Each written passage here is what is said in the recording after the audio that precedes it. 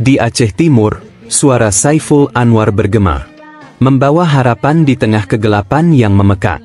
Memohon pada Prabowo, pemimpin tertinggi negeri, agar membersihkan korupsi yang menggerogoti negeri. Dari gubuk-gubuk hingga gedung pemerintah, anggaran disalahgunakan, pembangunan terhambat.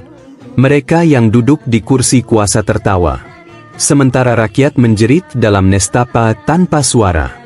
Kasus demi kasus tak kunjung dituntaskan. Hukum dipermainkan, kebenaran diabaikan. Tahun demi tahun berlalu tanpa keadilan. Demi kepentingan, mereka bermain di jalur kekuasaan.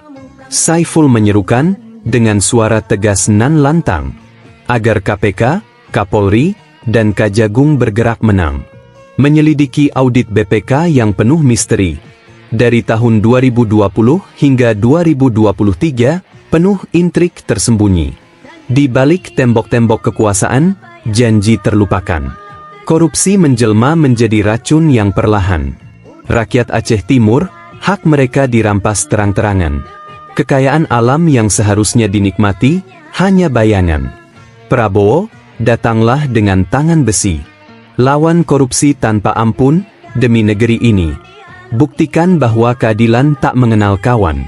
Agar kepercayaan rakyat kembali terpaut, tidak terbuang.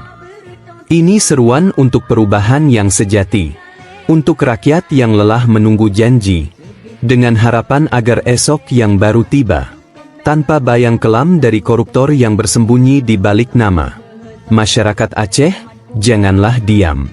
Terus awasi, terus suarakan harapan, agar pembangunan dan kesejahteraan menjadi nyata. Bukan mimpi yang hilang di bawah gemerlap kuasa.